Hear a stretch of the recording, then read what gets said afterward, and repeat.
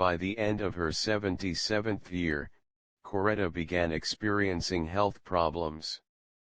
Her husband's former secretary, Dora MacDonald, assisted her part-time in this period. Hospitalized in April 2005, a month after speaking in Selma at the 40th anniversary of the Selma voting rights movement, she was diagnosed with a heart condition and was discharged on her 78th and final birthday. Later, she suffered several small strokes.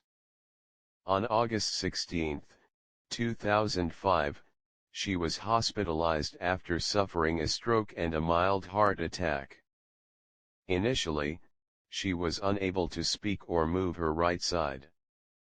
King's daughter Bernice reported that she had been able to move her leg on Sunday, August 21, while her other daughter and eldest child Yolanda asserted that the family expected her to fully recover.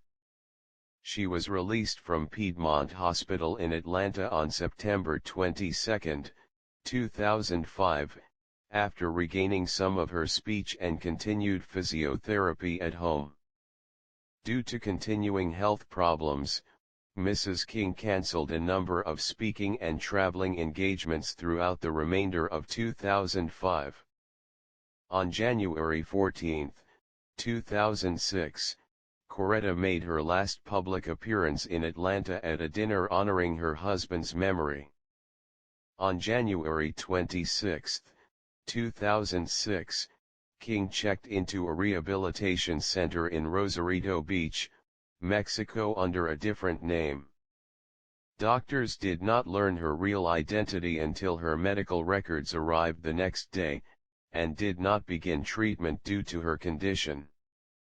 Coretta Scott King died on the late evening of January 30, 2006, at the Rehabilitation Center in Rosarito Beach, Mexico, in the Oasis Hospital where she was undergoing holistic therapy for her stroke and advanced stage ovarian cancer. The main cause of her death is believed to be respiratory failure due to complications from ovarian cancer.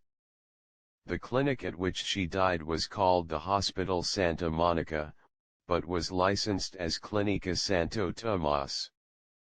After reports indicated that it was not legally licensed to perform surgery, take X-rays, perform laboratory work or run an internal pharmacy, all of which it was doing, as well as reports of it being operated by highly controversial medical figure Kurt Donsbach, it was shut down by Medical Commissioner Dr. Francisco Versa.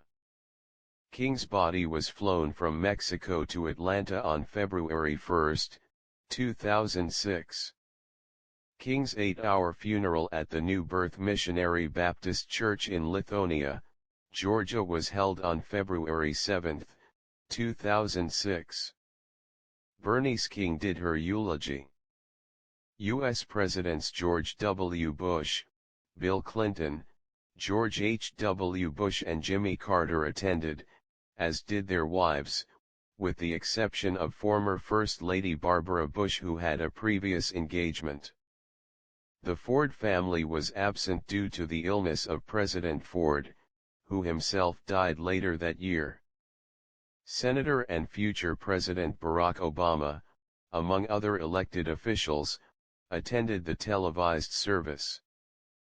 President Jimmy Carter and Reverend Joseph Lowery delivered funeral orations, and were critical of the Iraq War and the wiretapping of the Kings.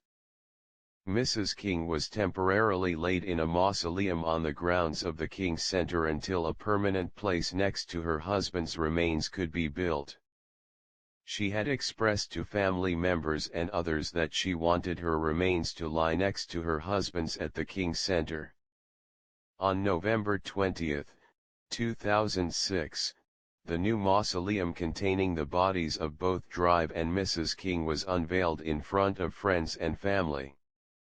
The mausoleum is the third resting place of Martin Luther King, and the second of Mrs. King.